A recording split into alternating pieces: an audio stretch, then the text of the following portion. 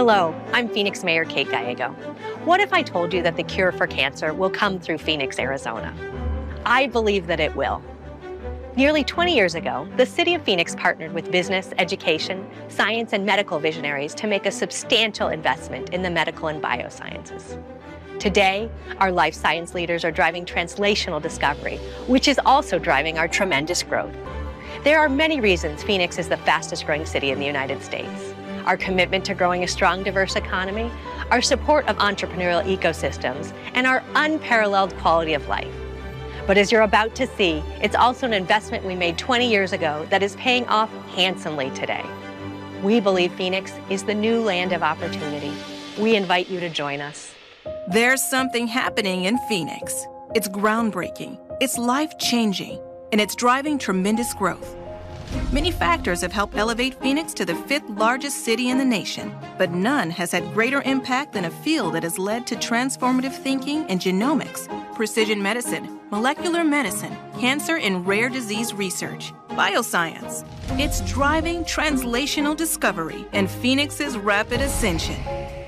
From a canal system that brought life to this valley 2,000 years ago, to TGen, which helped unravel the mysteries of life, innovation and collaboration have always driven our rise. Since 2019, our growth in the biosciences and healthcare has been unrivaled. In that time, we've added millions of square feet of biomedical space, billions in capital investments in primary facilities, creating thousands of new jobs. That places Phoenix in the nation's top 5 for emerging life science clusters. The home of Phoenix's translational discovery is the Phoenix Biomedical Campus, or as we like to call it, the PBC, a thriving 30-acre center of bioscience research, education, and urban life in the heart of a bustling downtown. Our welcoming culture of bold thinking and inspiring teamwork was born in 2002 with the International Genomics Consortium, IGC, and the Translational Genomics Research Institute, TGen, an affiliate of the City of Hope, a partnership that has spawned more than 25 companies and thousands of medical breakthroughs, including Ashion Analytics, Paradigm Diagnostics, and Viomics, which are now a part of Exact Sciences, along with Caris Life Sciences and Vidium Animal Health, all play critical roles in precision medicine. Exact Sciences has a growing presence on campus. So does NIH's National Institute of Diabetes and Digestive and Kidney Diseases main research facility. The newest addition to the campus is 850 PBC, a 227,000 square foot fully lab-enabled building designed for bioinnovation and collaboration. It's home to Arizona State University's Translational Science, their entrepreneurship and innovation team for biosciences, including their Health Entrepreneurship Accelerator Lab, HEAL Lab. And while the facility is humming with research and discovery, more innovators are always welcome. The Center for Entrepreneurial Innovation, CEI, plays a pivotal role on campus by supporting entrepreneurs with their Market Validation Lab program, as well as growing companies with LabForce, a program for training lab technicians. Education is a critical pillar of the PBC. All 3 of Arizona's public universities have schools on campus for medical education, research, and collaboration. Nowhere else in Arizona will you find 3 state universities in one place. That's more than 15,000 students working together on or close to the Phoenix Biomedical Campus. Looking for collaborators for your research? The universities and innovators on the PBC have close access to critical core services and clinical trials to deliver the latest innovations. For example, the Phoenix Veterans Administration's Million Vets program partnered with the University of Arizona College of Medicine, Phoenix. This concentration of universities creates a pipeline for talent and access to innovative entrepreneurs through universities and spin-outs of existing campus tenants. You also have access to researchers and physician scientists at the surrounding health systems and institutes of research excellence. To inspire the spirit of collaboration, innovators have direct access to on-site programs designed to encourage working together, both on campus and throughout the community. And innovators, there's still room to grow. 1.7 million square feet has been built, 6 million square feet at build-out. How is this drive for innovation and collaboration working out for us? From 2007 to 2019, the Phoenix Bioscience healthcare workforce expanded significantly, lifting all sectors of our economy, placing Phoenix among the top cities in the nation for startups and business creation. The PBC isn't the only reason Phoenix is attracting so much talent. Our quality of life is like no other. Did you know Phoenix is home to 3 of the 5 largest city parks in the country? South Mountain Preserve, the second largest city park in the U.S., offers more than 16,000 acres for hiking, biking, and horseback riding. Within our city limits, there are more than 250 miles of trails. We also have nearly 1,000 miles of bike paths and bike lanes. Worried about traffic? Don't be. 90% of those living in Phoenix have less than a 30-minute commute, shortest of any of the top 15 cities in the nation. And Phoenix Sky Harbor, one of the nation's busiest and friendliest airports, is also one of the most convenient. Only a 10-minute drive from the PBC. There are so many ways to escape the award-winning dining, our coffee shops and breweries, our music and festival scene, including First Fridays, the largest monthly art festival in the country. Like sports? There's plenty to root for. New arrivals also like our low-pressure attitude and how easy it is to fit in. We like to say, no one's a stranger here, and new explorers are always welcome. There's something happening in Phoenix. It's driving life-changing discoveries, industry-shaping innovations, and with so much room to grow, limitless opportunities. The future is Phoenix Bioscience. Join us.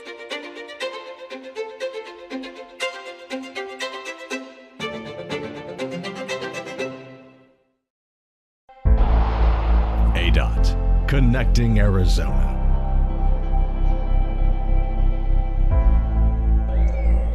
From the snow-capped mountains of northern Arizona to the arid desert and lush farmland of the central and southern regions of our state, Arizona's natural beauty is diverse and breathtaking.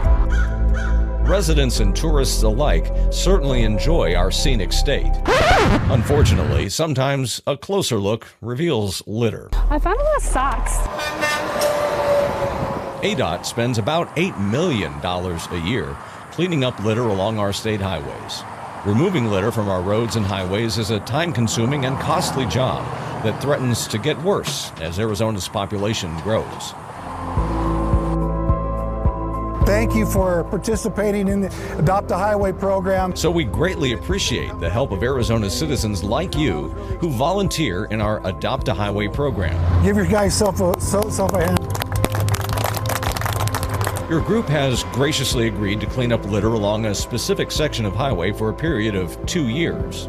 As you begin your efforts, please keep in mind that a public highway can be dangerous, and some basic safety issues must be considered before you start work. So, are you ready to tackle the trash? I'm ready. We ready. It is important that you properly prepare yourself for the workday. Proper clothing and hydration are 2 priorities. When it comes to water, ask yourself these questions and plan accordingly for your water supply. How many people will be in your group? How many hours do you plan to work? How many miles do you plan to cover? What is the forecast temperature for the day? Now, think about your location. Does your cell phone get service where your adopted road is in case of emergency? How far is the nearest medical facility? Next, think about what to wear. Since most everything in Arizona has thorns, long-sleeve shirts and pants are recommended because of the harsh terrain, cactus, reptiles, and insects you may encounter. Wear protective gloves and strong-soled shoes or boots. Avoid sandals or loose-fitting shoes. Don't forget your sunscreen, and you'll probably want a hat too. Congratulations, you're ready to pick up trash. Your group should carpool as much as possible to keep the number of cars on site to a minimum. And always remember to park as far away from the roadway as possible. Next, your group coordinator will conduct a safety meeting for all group members. Each person must wear a safety vest at all times. Safety vests, along with trash bags, will be supplied to you by ADOT. Remember, no children below the age of 12 or pets are permitted in the program or in the work area. For your safety, do not utilize music players. Your ears are often the first thing to warn you of imminent danger. Appoint a lookout for your group. Work facing oncoming traffic, and remember to stay at least 5 feet from the pavement edge. The fewer distractions for the traveling public and your group, the better. Now, when it comes to trash, know what you're picking up. If you cannot identify it, don't pick it up. This brings us to the topic of hazardous waste.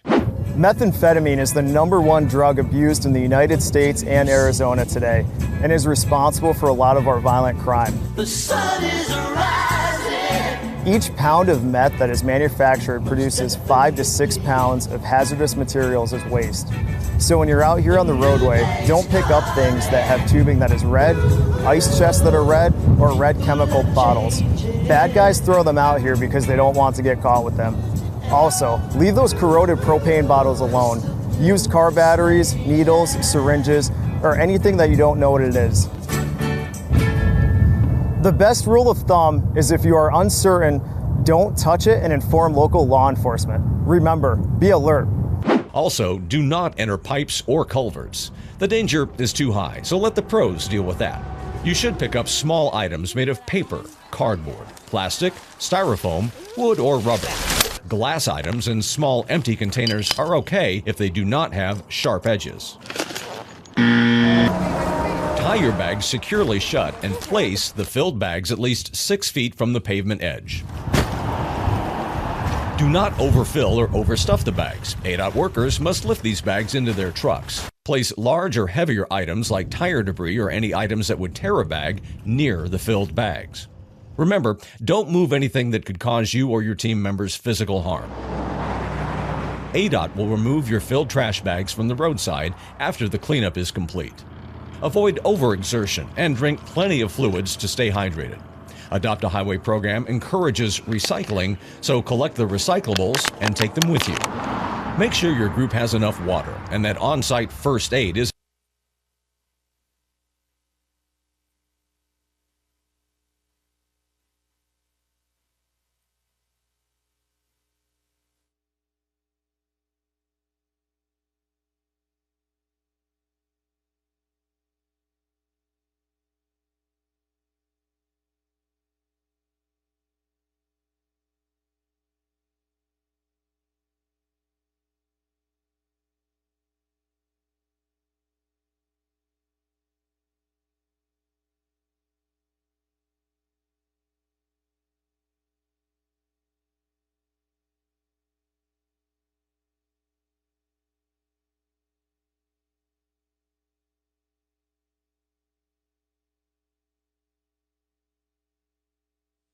Good morning and welcome to the Transportation Infrastructure and Planning Subcommittee meeting of April 19th, 2023. I'm calling the meeting to order. And first order of business is City Attorney explains public comment. Thank you, Madam Chair. Members of the public may speak for up to 2 minutes to comment on agenda items to be discussed. Comments must be related to the agenda item and the action being considered by the subcommittee. The City Council and staff cannot discuss or comment on matters relating to pending investigations, claims, or litigation. The City Code requires speakers to present their comments in a respectful and courteous manner. Profane language, threats, or personal attacks on members of the public, council members, subcommittee members, or staff are not allowed. A person who violates these rules will lose their opportunity to continue to speak. Thank you. And also, I'd like to introduce the interpreter. Thank you, Madam Chair. My name is Carmen Cota. I'll be providing interpretation service for our Spanish-speaking audience. Please give me a moment to introduce myself to them. Buenos días, mi nombre es Carmen Cota. Yo les voy a servir de intérprete hoy día. Si usan mi servicio, por favor, permítame interpretar. Hable un poco, pause, y luego déjeme interpretar. Gracias. Thank you, Madam Chair. Thank you. The first order of business is call to the public. Madam Chair, we don't have anyone at this time. No one is here? Okay. Next, approval of the minutes. Do I have a motion? So moved. Second? All in favor, say aye. Aye. Aye. Aye. Thank you. The next three items are consent. However, and I'll keep them on consent, but I wanted to mention item number 4, which is the naming of the Metro Transit Center for Thelda Williams. As many of you know, she is a former councilwoman from District 1 and was interim mayor 3 times. I think this is a great honor for I'm still going to call her Councilwoman Thelda Williams.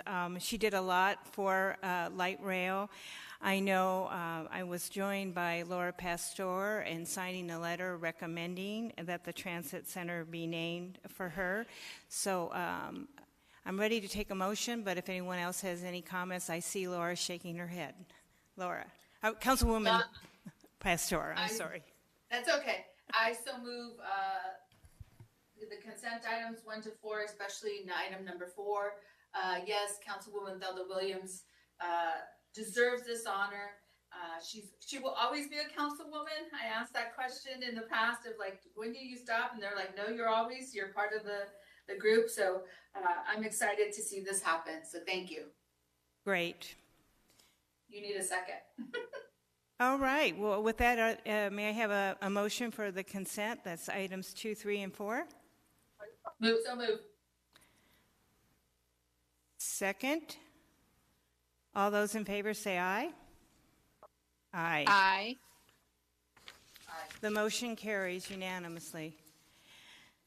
The next items, 5 is been withdrawn, and items 6 through 10 are for info only. Are there any questions on these items?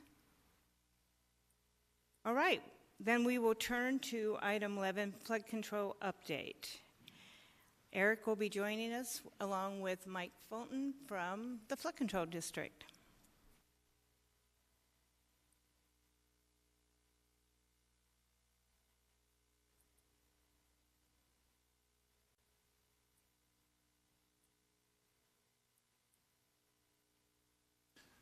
Good morning, Madam Chair, members of the subcommittee. Thrilled to be here today to provide this update or be part of the team providing this update of the work that the City of Phoenix and the Flood Control District are able to do together. As you may know, just about a year ago, not quite a year, but just about a year ago, the City of Phoenix did some reorganization, and the Flood Control Management Group was moved from the Public Works Department into my office, into the City Engineer's office. And over that time, I've done my best to become part of the Flood Control Group and kind of learn the roles and responsibilities of that flood control management section. Part of that is dealing with and addressing flooding complaints from residents, learning about the different projects and initiatives that the City of Phoenix was already working on. One of the things that I've been very fortunate is to work with the Flood Control District, and today we have Mike Fulton here, the Director of the Flood Control District, to provide this update, but I wanted to thank him for his leadership as I've been new to this role. He's been very helpful in helping me get up to speed as quickly as I can to learning some of the different things that we as a flood control, as a flood management group within the City of Phoenix and the partnerships that we have with the Flood Control District. And so whether we are working on just regular citizen complaints or some of the bigger projects that you'll hear about today that we are working on, Mike has been instrumental in helping me learn that. As the city engineer for one of the things that I was able to do as the city engineer for the largest city within the region, I was added to the FCAB, the Flood Control Advisory Board, which helps me to also see kind of regionally what the Flood Control District does, not just specifically for the City of Phoenix, but for the region. So before I could go on and talk about the Flood Control District, but when you have the expert here, it makes sense to have Mike talk about it. So a few things about Mike. He has been the director of the Flood Control District for 5 years, I think this month, so since April of 2018. He has a Bachelor's of Science in Forest and Watershed Management from the University of Arizona. And prior to his county service, Mr. Fulton worked for 27 years at various state agencies, including the Arizona Department of Environmental Quality. So with that, I will turn it over to Mike. Good morning. Thanks for having me. As Eric mentioned, about a year ago now, I think I came and talked to this subcommittee about just a general update of what the district does, just to get you familiar with what services we provide to this community in partnership with the city and the staff here. So I'm not going to review that today. I'm just going to pick up from where I left off. And at that time, I shared that we were in the process of kicking off an exploration with our cities to understand their flood control needs and some of the challenges they're having with delivering projects to the community. And today I'm just going to chat a little bit about what that process looked like, how the city of Phoenix participated in that along with others, and that through those conversations and through policy changes approved by our own board of directors, the board of supervisors, that we've been able to improve our programs with the eye toward getting projects more efficiently delivered to the communities that we serve.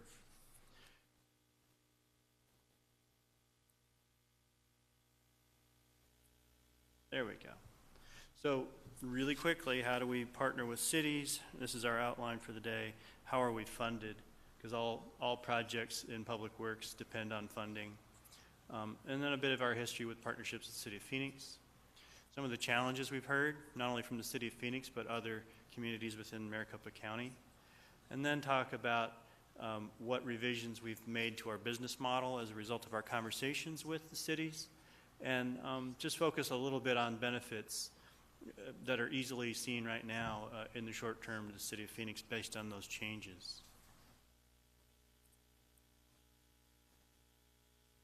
So we do build and maintain flood control infrastructure, and we do that through a cost share model with the cities. We have our capital improvement program where most of our multi-million-dollar flood control projects are built, and we also have what we call a small project assistance program where we more quickly build smaller local drainage improvement projects throughout the district.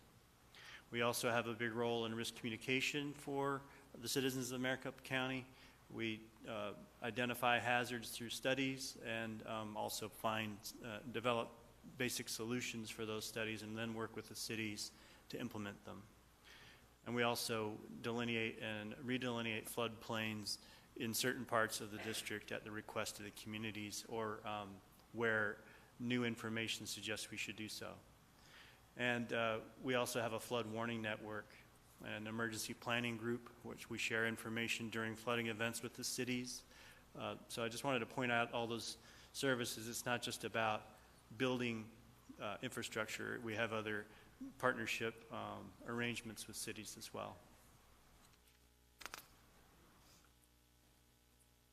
How are we funded? We get a secondary property tax. So if you own real estate in Maricopa County, you see the flood control levy attached to that. That's right now $15.92 per thousand, and in 2023 that levy generated $75+ million for flood control activities throughout the county.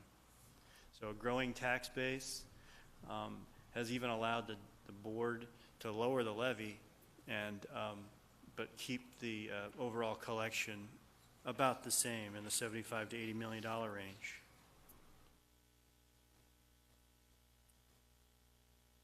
This is, pardon the scale, but this is just intended to show from the properties that are part of the district that are assessed valuation and taxed, from which jurisdiction do most of the monies come.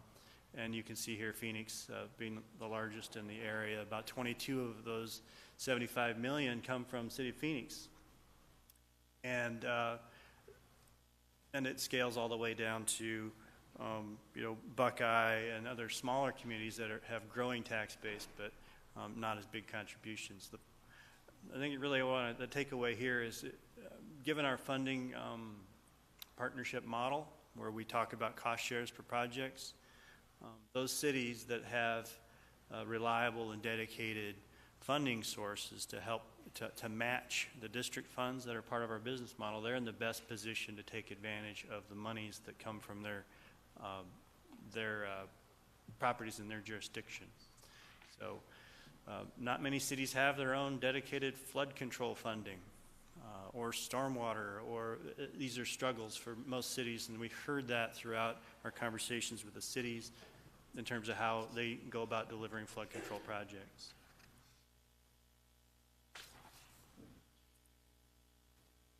We have a long history of partnerships with the City of Phoenix. I went back to '82, which was my most reliable record.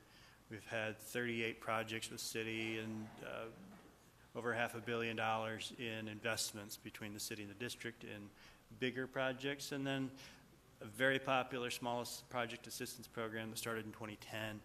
Over 35 projects and growing in partnership with the City of Phoenix. Very popular with other cities as well.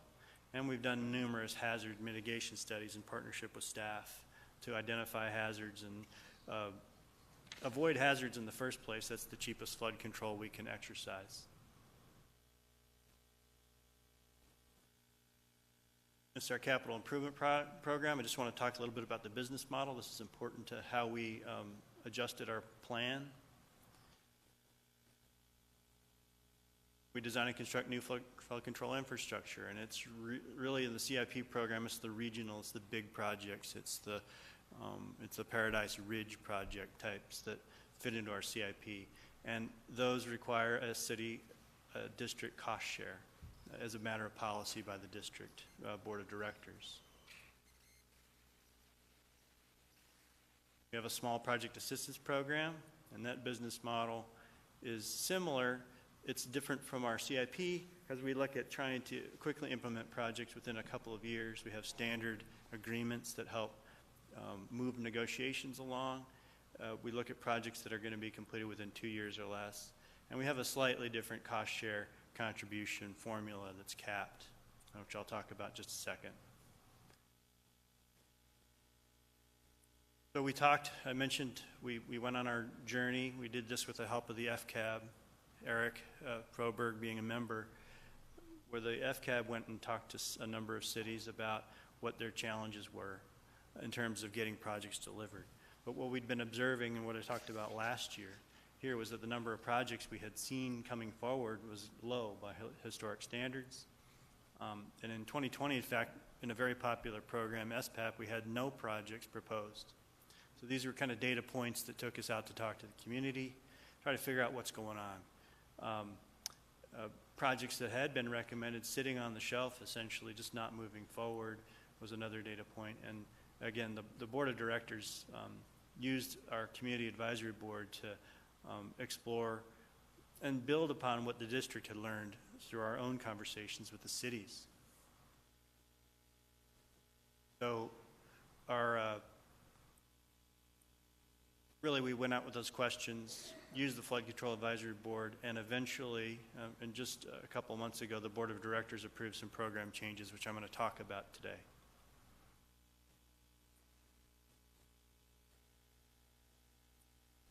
There were a number of recommendations that came out from the Flood Control Advisory Board. They had a report and a memo form that you could find on our website, but I'm just going to point out a couple. With regard to the capital improvement program, to the extent that funding is always a challenge for every capital improvement program and public works project, anything we could do to increase the district's cost share percentage and relieve the cities of some of that cost share percentage was recommended. Small project assistance program recommended keeping up with the times and increasing our maximum contribution, and that also reflects the size and scale of projects now. And as Eric could tell you, there's no project of any kind of consequence you can build for under $1 million in this drainage world, and $1 million isn't what it used to be. So we have to keep scaling that program to match the reality of the construction economy we're facing. Number of suggestions to expand project eligibility for certain types of road drainage improvements. I'll talk about that in some detail with my time remaining. And then programmatically, administratively, we'd traditionally had projects be proposed to us just once a year. And simple fix here, which is take advantage of opportunities where they come, and if a city has a project to propose, any time in the year we could accept it, and we've moved to that direction as well. So before, and going back to our CIP, here's how we changed our cost share. It had been a 50-50 cost share model, and now we're at 65-35% to the favor of the partners. So that's got some obvious benefits to a city. We also have, and we're making it well known, that we have flexible payment options. Some cities have cash flow challenges, as we do, and we can accept and make up these cost shares not in any lump sum, but we can do payments over time. Those are also options for cities that we need to advertise better. SPAP, this is where we fund 75% of the design and construction costs of these smaller projects. Our previous cap had been $500,000, now it's $1 million. And in 2020, it had been $250,000. So again, I say we're scaling this with the reality of the time. And so this is not new, it's just something that we've heard and we need to keep track of as we keep this very popular program in our portfolio.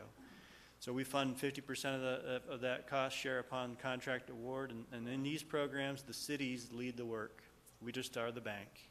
We provide the funding, and the city and their staff plan, acquire rights of way, all that fun stuff with building projects, and we're just the bank. Here's probably where we made some of our biggest program changes in our eligibility. Right now, this is already eligible as the design and construction of new infrastructure. I already mentioned that. I want to emphasize now as a district and with partners in our district as well that we should focus at rehabilitating existing infrastructure where necessary, just as important as building new stuff. We have aging infrastructure like most maturing communities do, and the district isn't immune from that either. We're spending a lot of money doing major rehabs on existing infrastructure, and I want the cities to think about those kind of partnerships. As unglamorous as it is to maintain existing stuff, it's super important that it work. The whole system has to work. New and old are connected in storm, water, and flood. And if we keep the old stuff working, our new stuff's going to work too.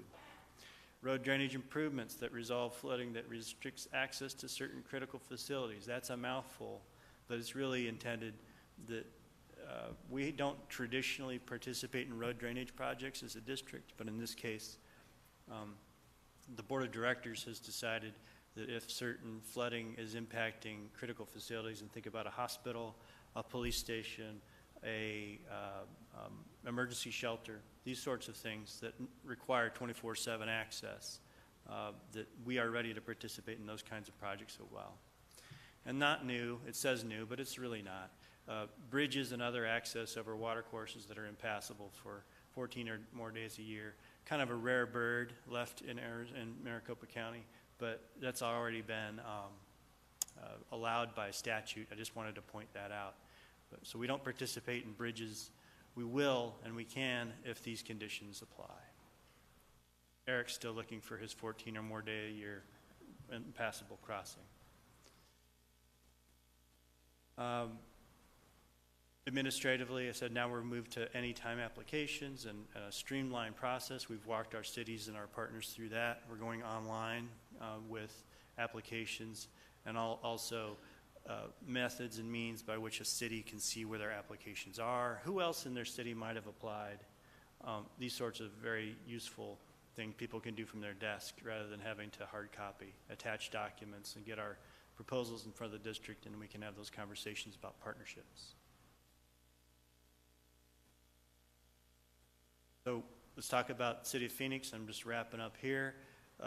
Through our SPAP project eligibility expansion, I talked about critical infrastructure. I think we're moving ahead on the 3rd Avenue and Thomas project, where this can improve access to St. Joseph's Hospital. Road flooding there can be a hindrance to normal traffic during certain storm events. And so with $1 million in support from the district matched with the city, I think that project's going to move ahead next year. Cost share changes, we have ongoing projects that we've been working on with the city where we're moving into construction, 27th and Olney and 51st and Dobbins up in Levine area.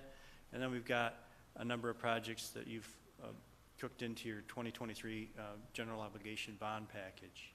And just a couple examples there is in the Hohokam drainage program. This is from your own staff briefings on there. If before you, on a 50-50 model, it would have been $27.7 million, and under our 65-35, about 19.2. So the district's coming with more money. The city can make their general obligation bond money go further. Same thing with another example in our Levine projects, instead of 11.8, 8.2.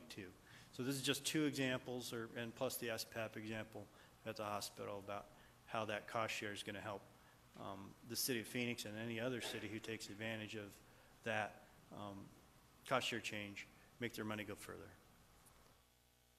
That's all I have. Just to say I appreciate the partnership with Eric.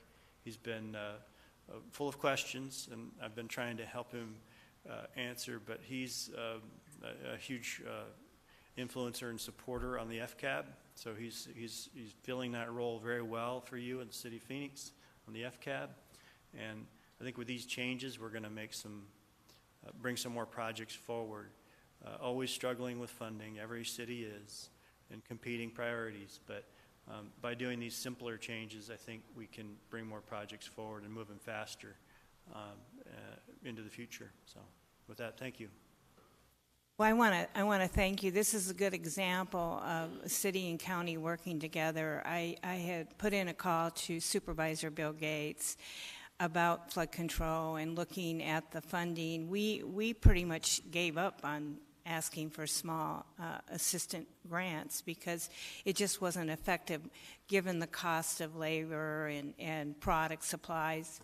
And he was very receptive, as was the rest of the Board of Supervisors. So we really appreciate that. This is really going to help us immensely, the formula and changing it from 50-50 to 65-35. These are all great things. And now, as you pointed out, we're going to be able to fund some things we couldn't do in the past, like 3rd Avenue and Thomas. So I appreciate you guys stepping up. If you can send our thanks to the Board of Supervisors and county management. We really do appreciate this. I think Phoenix is really going to benefit from this, especially because we are the largest taxpayer into the flood control district. So thank you. Very, very good. Thank you. I'll pass that on. Absolutely. Do we have any other comments? Well, thank you again. It's always nice to deliver good news, right, Michael? Thank you.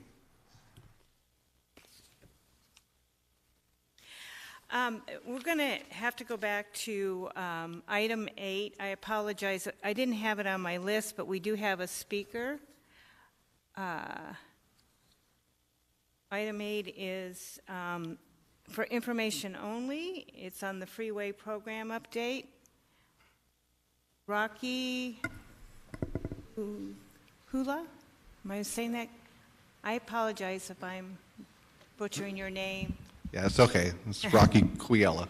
Madam Chair. And this is actually about the BRT system for that. So. Okay. Madam Chair, just to clarify the item, item 8 is the report provided on the Citizens Transportation Committee meetings, and the minutes are provided to the subcommittee. So that does cover the BRT, correct? No. The BRT was discussed at a previous Citizens Transportation Commission. So we could discuss that today? Yeah. Okay. All right, good morning, council members. I humbly stand before you today as a concerned citizen and future small business owner. I am a manager of a small business, family business located on 35th Avenue. I will soon be the second generation owner of this business, and starting this summer, my son will start his career towards being the third-generation owner of this business. What brought me here today is the BRT program. I first became aware of this program last year. Until recently, I was not aware of what impact the BRT program will have on businesses and property owners along the 35th Avenue and Van Buren corridor. According to the BRT website, meetphoenixbrt.com, they are currently in the detailed corridor planning stage. The survey that was done last fall only had 2 business property owners reply. I have spoke to over 20 business owners along 35th Avenue, and not a single one were aware of the current design proposals and the impact this will have on their business.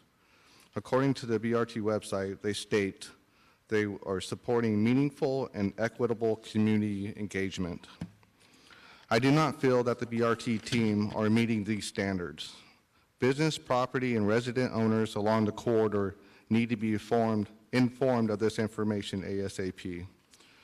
The concerns about the current plans. The website, the video on the website state the BRT may include dedicated lanes, potential for dedicated lanes, and also best designed to meet the needs for the community.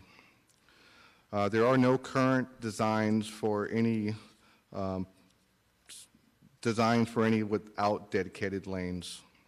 I feel that the citizens along this corridor and future corridors are being deceived and robbed of their voice for their concerns. I respectfully request that all business, property, resident owners along this corridor be immediately informed of this information. Thank you. Thank you, and I will make sure that staff reaches out to you. I appreciate your comments. Thank you for coming down.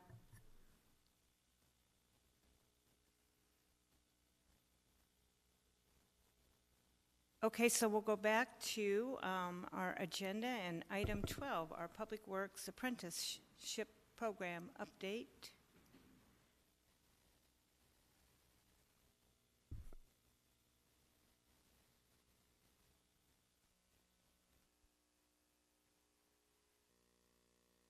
It just feels like a good news subcommittee meeting today. Chairwoman, just a quick question on the gentleman that just spoke right now. It'd be great to know exactly where his business is at, just so that we can have also the right council office reach out to him. Yes, Councilwoman, the staff is going to meet with him. We'll get all the information and we'll get it to you as soon as possible. Okay, perfect. Thank you. You're welcome. Mario, did you want to introduce? Yes, Madam Chair, thank you. Here to present on the Public Works Apprenticeship Program is the Public Works team. We've got Melissa Swinenhagen, Assistant Director, Megan and Felipe Moreno, and Chris Ewell, all from the Public Works team. I'll hand it off to you guys to get it going. All right. Good morning, Madam Chair, members of the subcommittee.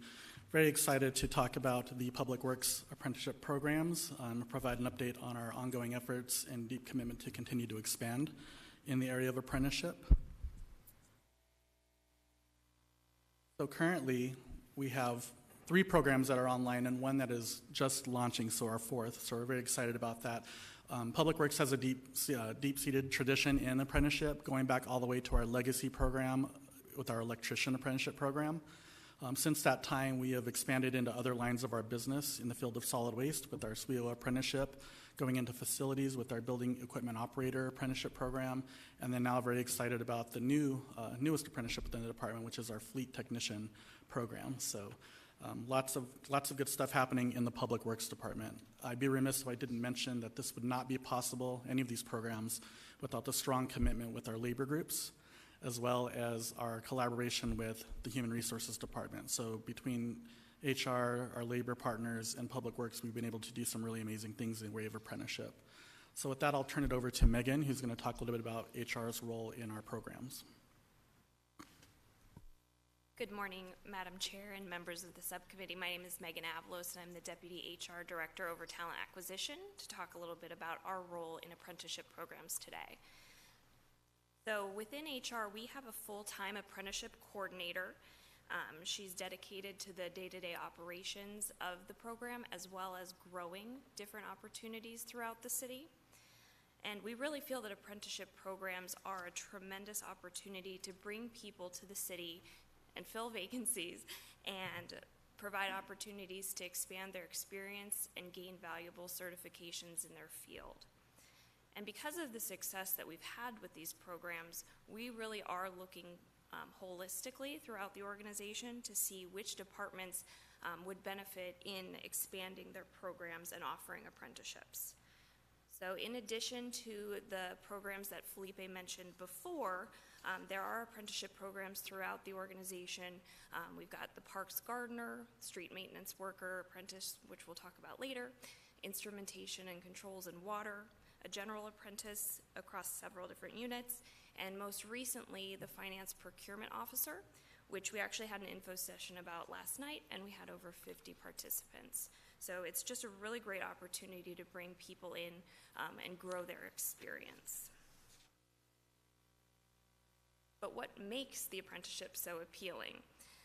In addition to the training and certifications that they receive through their program, they're also eligible for city benefits. So that's a tremendous value for people gaining experience in their field.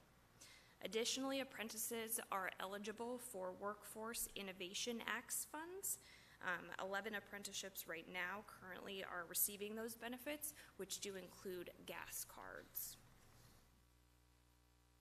That covers that, and I'm going to turn it over to Chris to talk more about the programs that they currently have within Public Works. Thank you, Megan. Madam Chair, members of the subcommittee. I'm here to talk to you about two programs that we have in the facilities team. The first is our oldest program here at the City of Phoenix, which was developed in the 1950s. That's the electrician program. We currently have 4 apprentices in the program. We have had as many as 20 to 25 in the program back in the 1970s. This is a 4-year program. It is registered with the state of Arizona. It does include intensive daytime on-the-job training, as well as evening classroom training through the Phoenix Electrical Joint Apprenticeship Training Center. A unique feature of this program is the rotation of the apprentices through the 3 departments that are listed on the screen.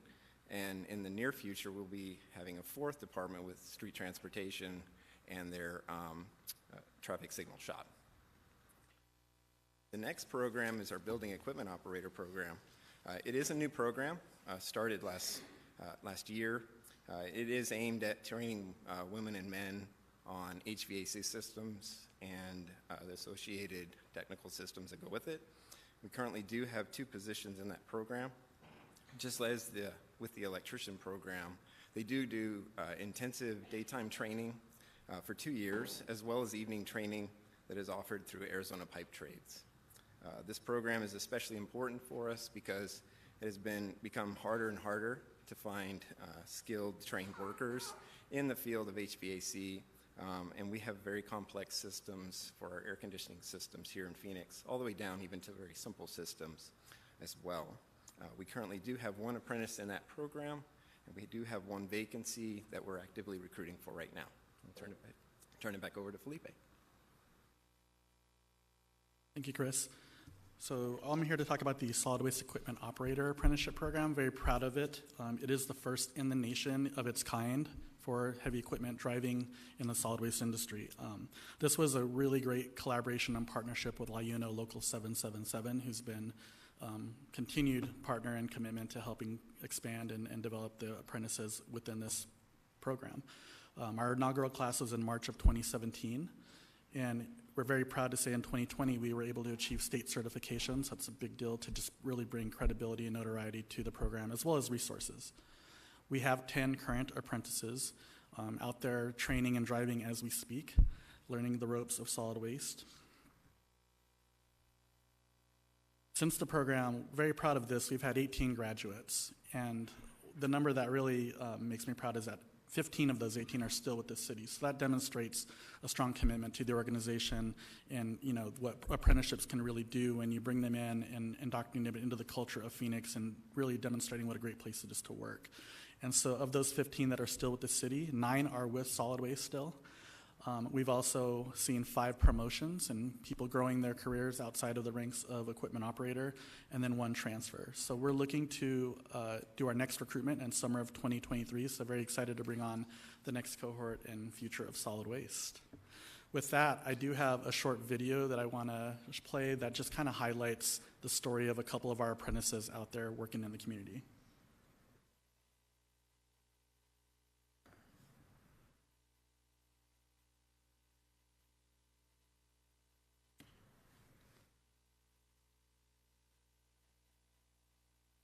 Hi, my name is Brooke. I am a SWEO apprentice, or a solid waste equipment operator apprentice, and I've been with the program for about 6 months now. I've always wanted to do something with big trucks, so the ability to earn my CDL is kind of like my foot in the door with that, and I probably would have been in debt for quite a few years without the apprenticeship program. Today I'm out collecting recycling. Driving something like this is not something normal for women, for sure. I definitely get looks all the time of people who are just surprised that I'm driving a truck this big, but it's definitely helped me with confidence and being able to realize that I can accomplish dreams that I didn't think could happen, but now are reality.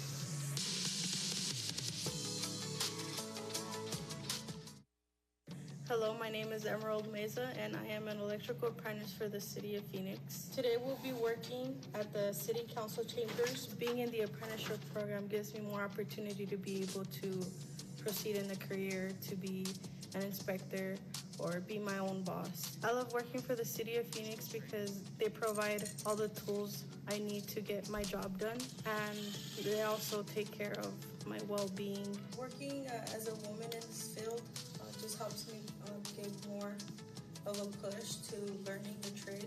I want to show that we are hard workers and we can accomplish anything we want.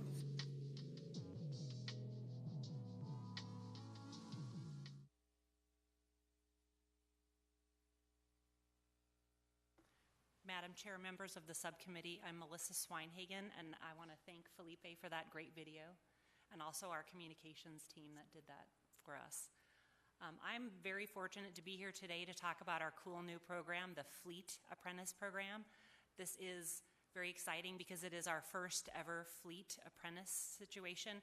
I want to give some kudos to our director who for 10 years tried to see this to fruition, and it is now happening. Also with our partnership with Unit 2, Jason Hensley, and HR, this is really cool for us. We have 2 positions that we are hiring for right now. We did 2 information sessions last week, and we have 32 amazing candidates for our 2 positions, so that's fantastic. They're going to be going through a 2-year program. They're going to be getting on-the-job training. They're also going to be going to classroom training, so that will be a 2-year program where after that, if they have passed all of their classes and all of the training, they will become an equipment service worker too. The folks that are going to be working in the shop, the mentors, are going to be high-level technicians that have a lot of experience. So the benefit of this is that the new folks that are coming in are really going to have the best of the best training them. So again, this is a really cool program, 2 years, and they should be starting hopefully sometime in May. And with that, that is the end of our presentation.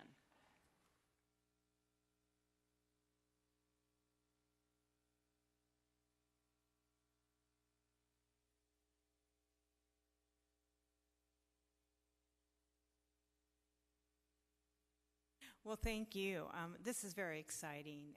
I know we have been having a rough time hiring, and I know we're doing a classification and compensation study, and hopefully that will help. But the apprentice program, I think, is a winner, a sure winner for the city of Phoenix. And I'm excited to see that we have so many different job classifications that are now under the apprenticeship. So thank you. I'm very excited. And do we have any other comments from council members? I do. Yes, please. Yeah, I again also been always a huge advocate for these apprenticeship programs. You know, I want to congratulate all of the students, everyone that's at the table right now. Thank you guys so much for making this a possibility. We have so many working class families that really just cannot afford to go to a university, like cannot afford to go to a community college. So the fact that as a city, we're starting to offer these amazing quality jobs and quality training and a pipeline for a lot of our, especially our workforce that got displaced during the pandemic. You know, there's a lot of people that are going through a lot of those challenges. I've had the opportunity to talk to a lot of these students and hear from them on this amazing opportunity that as a city we are providing for them. I think that's really great. I'm hopeful that also with the class and comp study that it's almost going to be completed, we'll be able to pay even more so that we can have a better retention rate. I know that as a city, we've been challenged with being able to keep folks because we are not paying enough. So I'm hopeful that between the class and comp study, the prevailing wage that we just passed a few weeks ago, you know, that we continue as a city. I'm hopeful that we're committed to continue to challenge ourselves and treat our workers with dignity, with respect, and paying them the wages that they deserve. So thank you guys all so much. Any help, anything that you need from us, please reach out. I am definitely a product of these types of programs, and I think I am where I'm at because of apprenticeship programs and because of all this hard work that you guys do every day. So thank you guys so much. Thank you for your comments. Any others? Well, thank you again for the presentation. We appreciate it, and we're going to just roll into some more good news. Talk a little bit about what's happening in streets. Looks like streets didn't want to be outdone, so they brought the apprentice. Madam Chair, Keeney Knutson is here with his team, which I'll let him introduce for this item. Thank you, Mario, and thank you, Madam Chair, members of the subcommittee. We're very excited to be here today to talk about our apprenticeship program here in the Street Transportation Department. We haven't been at it as long as Public Works has, but we've already seen successes, and I'm not going to steal the thunder of my team here, so I'm going to turn it over to Jesse Duarte, our Deputy Director for the Street Transportation Department Street Maintenance Division, who's going to introduce the rest of our panel and also take us through the presentation. Good morning, Madam Chair and subcommittee members. You know, everybody's been saying that they're excited to be here. We are super excited to be here. Our street maintenance apprenticeship program, if you can span into the audience, you can see we brought our apprentices, a majority of them that are here, and also our staff. So like I said, we are super excited to be here because we've been doing this for over, coming up on a year, and we just want to go over an update with you.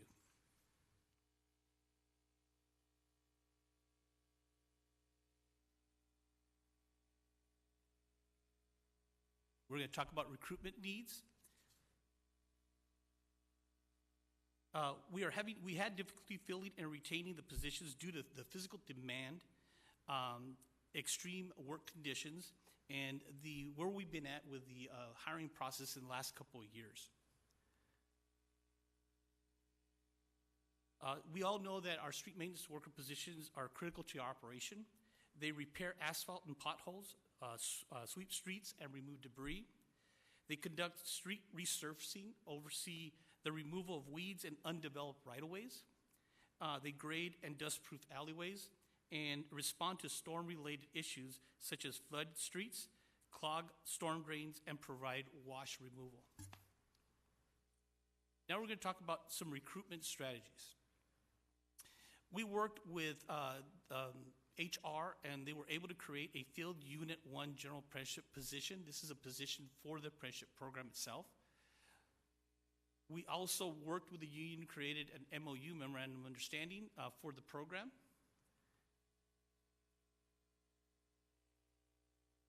And then we were able to get the program back, sorry. We were able to get the program registered for the state of Arizona in February of 2022. Let's talk about the program timeline. We started a process getting everything together, the design of the program back in January and February of 2022. We did community outreach in February and May of 2022. We had our first class that came in May of 2022. Our second class was in July of May 2022, and our last class was in November. Let's talk about the apprenticeship program members. We have a joint apprenticeship committee, which consists of street transportation staff, also the LAUNA 777, and our HR safety deputy director and talent acquisition group. Now, through the process we went and did some community outreach. We did presentations and a booth over at the Youth Leadership Summit that was at Cesar Chavez Park. We also worked with a job fair in Maryvale. And we work with Ocotillo Library and Workforce Literacy Center, which help us to promote our position. And then this is the real cool one you'll see. We saw last time that Public Works went and did a video, so we went and did one ourselves too as well. So we actually had Channel 15 do an interview for our apprenticeship program.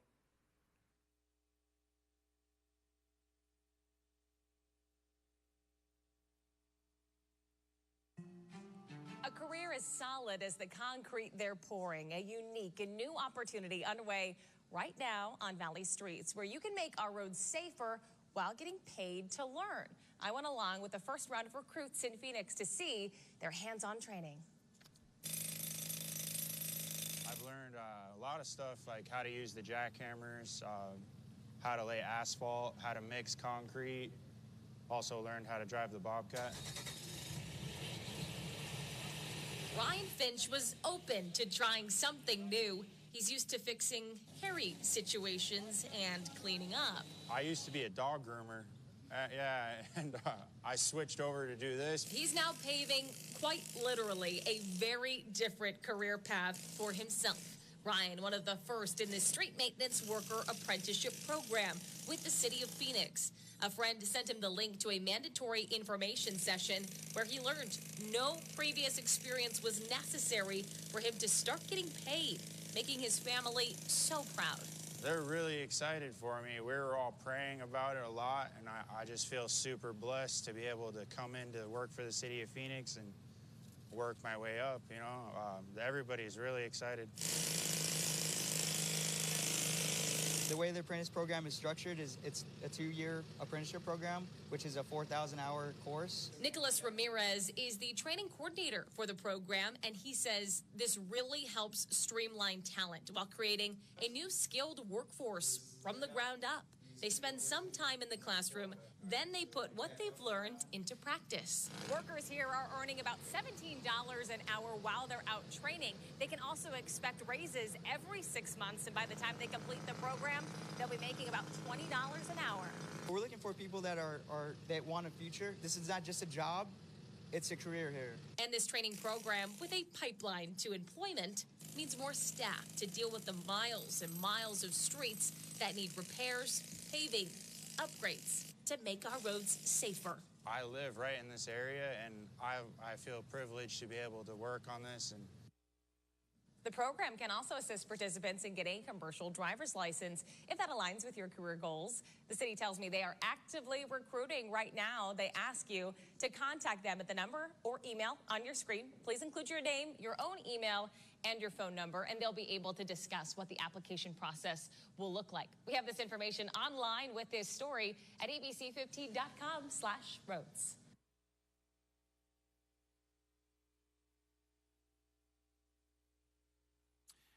Just to let you know, Ryan Finch is in the audience. If anybody wants to get his autograph or just talk to him, he is there. So let's move on to recruitment and selection. Total hire, we've had 28 apprentices that have been hired. One is in the pre-hire process. Currently, we have 21 apprentices in the program. And out of the 21, 8 of them have obtained a CDL license. You can see the difference, the 28 and the 21, there's 7, they're different. We had 3 of the apprentices that have actually gone over to Public Works and to Water, and the other 4 individuals left the city. They just didn't feel it was the right fit for them. Talk about the program highlights. Talked about earlier is 4,000 on-the-job training hours plus an additional 499 hours. So it's a total of 4,499 hours, instructional hours that they need for the program, completion of the program. Positive point is after every 1,000 hours, they get a 5% increase in their wage. Also, they're earning their CDL license through the process. It's city funded, the program, and finally, it's a national accredited program itself. Talk about the knowledge and skills. This is what we teach our apprentices through the program as we go through it. Traffic laws and ordinance and rules, techniques and methods of street and maintenance repairs, safe operations of tools and equipment, traffic barricade manual and blue stake laws and markings. This is very important too in the streets department area. Commercial driver's license permit. Again, this is something that when we bring them in, this is what we're helping them get was a commercial driver's license. And then trailer training and safe driving awareness. And with that, I'll hand it over to our partners, Megan Avilo, which is with HR. And next to her is Michael Ruelas from LaUna 777. Good morning, Madam Chair and members of the subcommittee. Jesse had asked me to talk a little bit about what HR does to contribute towards this program. And I think one of the most important highlights is the main apprenticeship coordinator. So she is full-time dedicated to growing the program, and she serves an important role not only to our organization, but she's also recognized as an apprenticeship ambassador with the Department of Labor. So we're very proud of that. She works closely with all of the departments to establish new programs and ensure that we are maintaining compliance and registration with the state of Arizona in all of our programs and working towards that for the new programs. Additionally, she tracks hours and ensures that these pay increases are being applied to people's profiles and making sure that people get paid correctly. Additionally, we work towards ensuring that our jobs are advertised and posted with a strategy to ensure that we are getting a robust and diverse candidate pool, from going to New Freedom, Second Chance Opportunity, to the Maryvale events, working with the communications department to ensure that we're having a broad net cast to make sure that the advertisement is far-reaching and getting a really great candidate pool for the city. Additional HR staff, Jesse mentioned that the Safety Deputy Director of HR serves as an apprenticeship member on the committee. And additionally, Class and Comp, while they're working on the study, they do also develop the pay structure for new programs to ensure that we're attracting really strong candidates. Overall, the HR department is very committed to these programs as we've seen tremendous success. So developing new programs with the departments and just finding opportunities to highlight the success that we've experienced. And with that, I'll turn it over to Michael. Good morning. My name is Mike Rellis. I'm with LaUna Local 777. Our role in this apprenticeship program, we've been a part of it since the beginning, working with Jesse and the team in the streets department and with Maine HR. We sit on the committee as well with Melissa, Jesse, and the team. Go over their hours. We keep track of the hours along with Melissa, make sure they're all moving forward in the direction they should be. We sit on the first and second interview panels, so we're part of the selection committee there as well. So we also attend the information sessions and any demo sessions that the streets department puts together to introduce the candidates. So that's kind of our role in this. Thank you. With that, one thing before we ask any questions, I know that Megan talked about the coordinator from HR, but Melissa Hoffman is her name. She's very vital and very great. She's done a great job in helping us out. But also Elaine Lopez from our section. Them two have really pushed our program together. They keep us on track and keep us moving. So we probably wouldn't be as successful as we are today without them in the program. And also like to thank Kenny for his leadership in helping us move this program forward. With that, I'll ask any questions. Well, first, I think the apprentice should stand up and we'll give you a round of applause. I am so happy that you guys are here.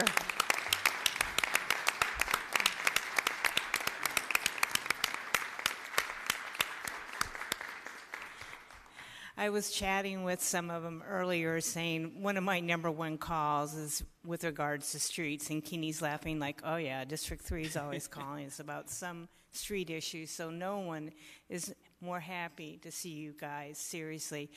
I neglected to thank HR. You know, we have such a great HR department. You guys really know how to hire. You have an eye for how to recruit, and these apprentice programs have been wonderful. So thank you to HR. I know we often neglect to appreciate everything you do because you're kind of behind the scenes. But with that, I'm happy to hear from any of the other council members.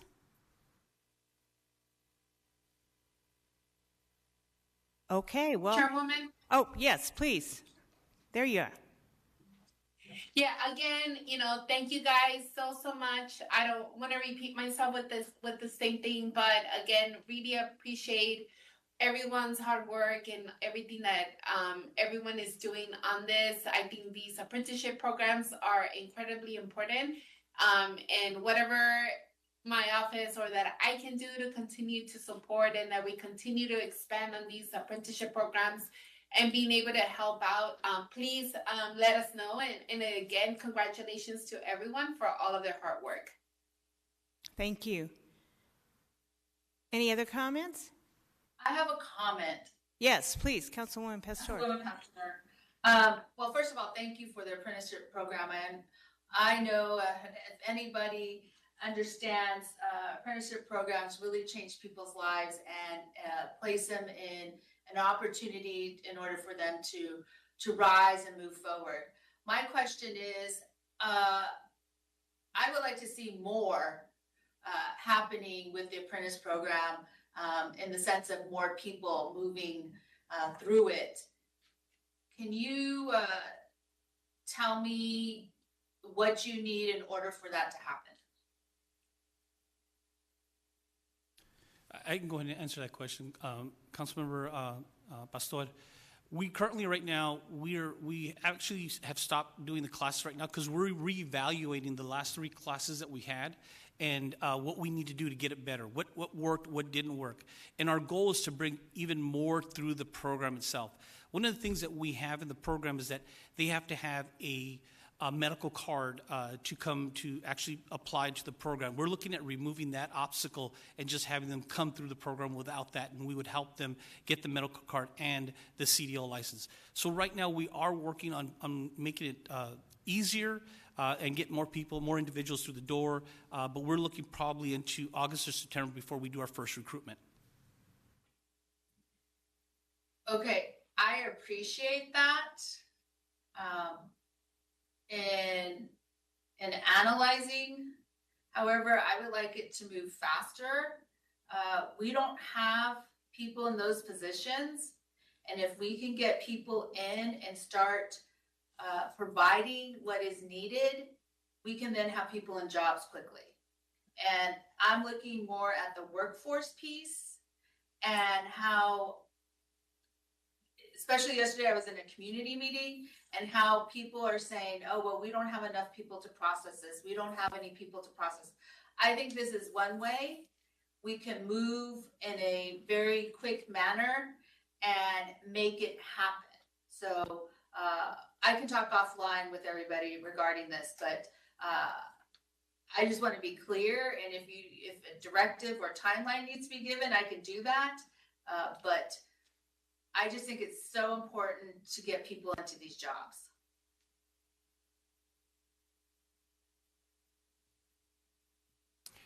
Madam Chair, Councilwoman Pastor, we hear you completely, and I think that our team will work together to see what we can do to be able to get more throughput through the program. It is one of our hardest to fill positions within our department, and I know we're all looking to be able to get to a point where our vacancies are down to 0 in this classification. So we appreciate your support on that, and we will work with you and get you some briefing on how we can do this quicker.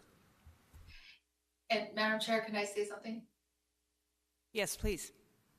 So if it's an HR thing, then let's just work collectively on the HR piece, on how we move the medical piece. I'm not sure why, I guess just to make sure they're healthy while they're doing the CDL stuff, I believe, but let's just look at that and see what we can and cannot do to come to a compromise in order to get a new class up and going.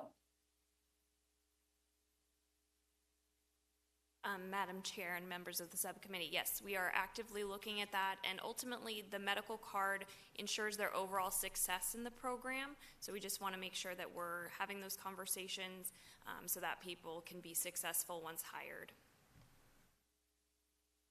Thank you. Thank you, and thank you for the presentation. Appreciate it. And our next item, 14, is to amend the stormwater ordinance to comply with federal regulations. I believe Josh Bednarik is coming, and Alan Stevenson are coming down. Yes, Madam Chair, here to present on the amendments to the stormwater ordinance are Alan Stevenson, Deputy City Manager, and Planning and Development Director Josh Bednarik. I'll turn it over to Alan. Thank you, Madam Chair, members of the subcommittee. Mr. Bednarik and I, as Mario stated, will be presenting this morning, but the changes you are seeing here stem from the Stormwater Executive Committee, which is a multi-department committee that is comprised of representatives from the Office of Environmental Programs, Water Services Department, Streets Department, as well as the Planning and Development Department. And so I want to thank all of those department staff that are involved who have helped develop these proposed changes. As we're pulling up the presentation here, that are all related to our new MS4 permit that was applied for us and approved by the Arizona Department of Environmental Quality. And so that MS4 permit, the city is required to comply with as a matter of state and federal law. One of the significant items that is in this new MS4 permit is a new requirement about ongoing monitoring of stormwater facilities that are built by the city and the private sector for new projects going forward. Not doing anything with older projects in that one, but new ones that get built, the city is required to ensure that those facilities are maintained pursuant to how they were originally designed. And so that is one of the significant changes that's in this new MS4 permit, and part of what is driving the need for the stormwater fee increase that you heard yesterday as part of the policy discussion. The second item that is proposed as part of this is updating our general city code requirements for stormwater management as it relates to federal, state rules and regulations, and then correct some spelling and grammar errors, things that have evolved and changed over time. As Mr. Froberg referenced on an earlier agenda item, the floodplain management group moved from Public Works back to Streets Transportation Department, and so it's fixing those items as well as part of this. And so with that, I will turn over to Mr. Bednarik, who's going to walk us through the rest of this, and we'll be happy to answer any questions. Thank you. Thank you, Alan. Madam Chair, members of the subcommittee, for the last several months, staff has conducted a variety of stakeholder outreach to get feedback from the community. On January 26th, a virtual open house was held. This was followed the next week by an in-person open house at the Encanto Park Clubhouse. Additionally, a special presentation was requested by and given to the Home Builders Association of Central Arizona. The revisions were ultimately presented to DAB, the Development Advisory Board, and the Development Advisory Board's subcommittees. In March of this year, the Development Advisory Board voted unanimously to recommend City Council approve the Chapter 32 code revisions. We are scheduling a follow-up session with the Valley Partnership and other cities stakeholders prior to City Council adoption next month. So just a quick overview of the changes themselves. The changes for Chapter 32A cover grading and drainage, and this is used by the Planning and Development Department. Comments are generally not substantive in nature and primarily serve to clarify reporting submittal requirements. Relevant to the new MS4 permit, the requirement for a post-construction operations and maintenance manual was added in preparation for the new MS4 program requirements. For 32B, this focuses on floodplain management. The revisions to this section are fairly minor and do not relate specifically to the changes being proposed to adhere to the new MS4 permit. Revisions include minor reorganization of the chapter to match the state model more closely. Updates were made to some of the definitions in 32B, and the floodplain administrator was reassigned from Public Works Department to the Office of the City Engineer. Lastly, in Chapter 32C, not many substantive changes again. There was some reorganization of the section. Specific to the MS4 permit, language was added to bring the section up to date with the latest MS4 permit terminology and limits. Language is also added to provide authority to the city for the new required stormwater post-construction program. Madam Chair, at this time we are requesting recommendation for the City Council to approve the revisions to the Phoenix City Code Chapter 32. Thank you for your time and happy to answer any questions. Thank you. And just to reiterate, this is really due to federal regulations, correct? Madam Chair, that is correct. Thank you. Are there any questions or comments? Then can I have a motion?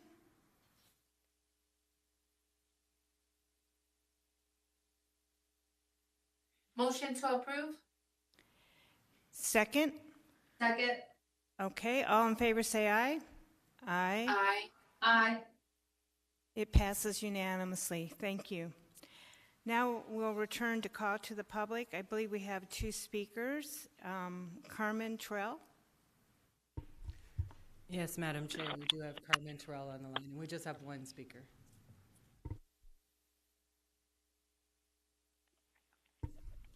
Hello, can anybody hear me?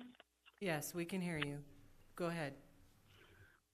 Okay, good morning. My name is Carmen Terrell, and I'm a resident, and I just want to comment that with this apprenticeship program, it's a good idea, but the only concern that I really have is when this apprenticeship program is done for, what incentives are going to be there, because I've noticed, all these different kind of work programs and everything, it's only temporary incentives, and I just think that it's only fair that some longer term incentives would be good for that.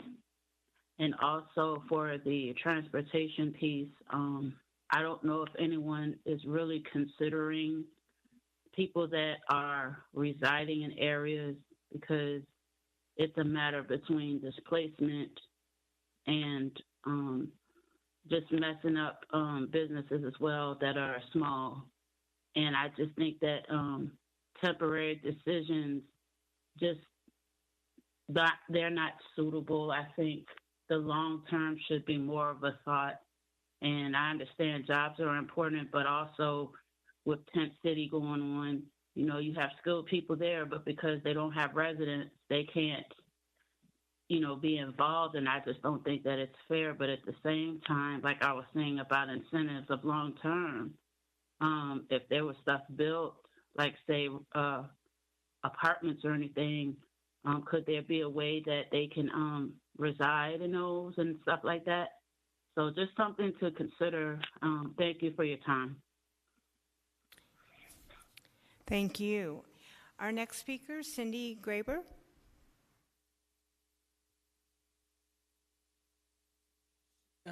That speaker was not registered for public comment, and she's not on the line. Cindy, are you there? She had texted me. Oh, I'm sorry. She's on the line. Actually, I did register, but I was going to be speaking in regards to item number 10. Okay. Do you want me to go speak ahead now? and speak. Yes, please. Okay. Okay, perfect. Thank you for letting me speak today. Urban areas face urban heat islands like never before. In 2021, there was a 3% increase in water rates for infrastructure improvements. Again, additional increases in water rates in 2022 of 3.5%. And now asking for additional increases in 2023 of 6.5%. and more increases in 2024 of 6.5 increases, and even more increases in 2025 of 13%, and even more increases in 2026 of 5%, and more increases in 2027 of 5%, and finally more increases in 2028 of 5%. That's a 47.5% water rate increase. Wastewater, an additional 47% increase. Over half of Phoenix water users will be above the volume allowance. These numbers are not realistic. We need to go back to our committees and dig deep and find more suppliers for our chemicals and reach out to our federal government for grant money to support our capital improvements. Currently, 11,200 residents receive low-income water assistance. That's according to our Director of Water, as stated in a meeting I had with him on April 10th of 2023. Monday, I was driving down Indian School I-17 to 69th Avenue. You look on the horizon and there are no trees. We have excessive heat islands in many areas in Phoenix. Do you think these communities can strive without water, without trees?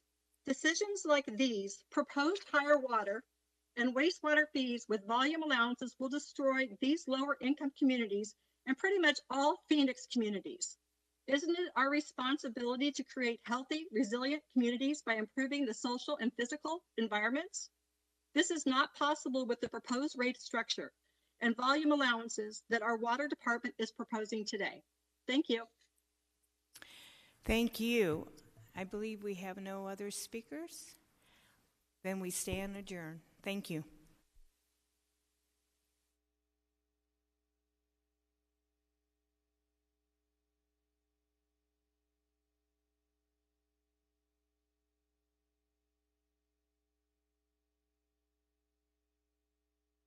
You also have access to researchers and physician scientists at the surrounding health systems and institutes of